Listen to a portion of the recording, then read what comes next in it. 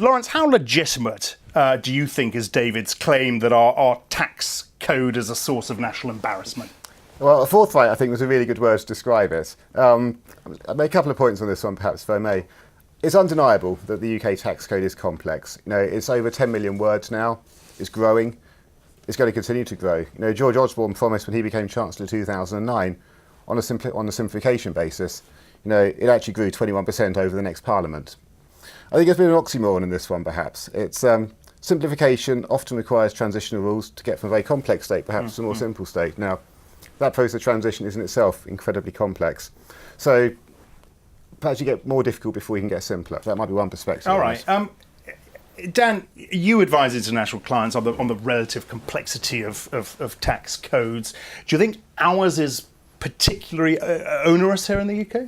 I think if you ask any UK tax advisor, they'll say it's the most complex in the world. Right. If you ask any German tax advisor, they'll say theirs is the most complex in the world, and the Americans will at that point be deeply offended and say, no, theirs is bigger, worse, more complicated. Is it perverse national pride, do you think, perhaps? I think there is an element of perverse national pride. I mean, David Goldberg is an extremely distinguished tax advisor, but I disagree with almost everything he said then. What about the Office of Tax Simplification?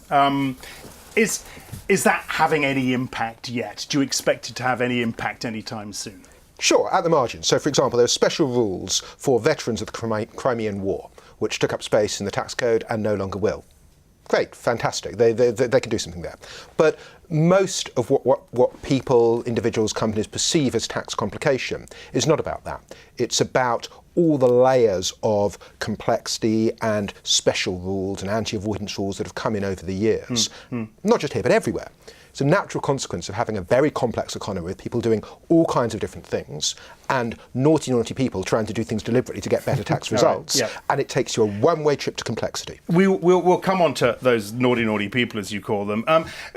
But back to the international parallels, though. I mean, do you think there are any where you could call out where a simpler system makes it easier to gather taxes? What would you point to? Sure. So, personal experience of this. My wife is unlucky enough to be American and unlucky enough to have spent time working in France. So for one glorious year, we had to complete a tax return for her for the UK, France and the US. And easily the simplest was the UK tax return. Is that right? And that's because HMRC have built a rather splendid online system. And for most people who don't have very complex personal tax affairs, it's straightforward. In America, an ordinary middle-class person will spend a long time, many hours, maybe many days, and almost always have to pay some outside helper to help them complete their tax return. Yeah.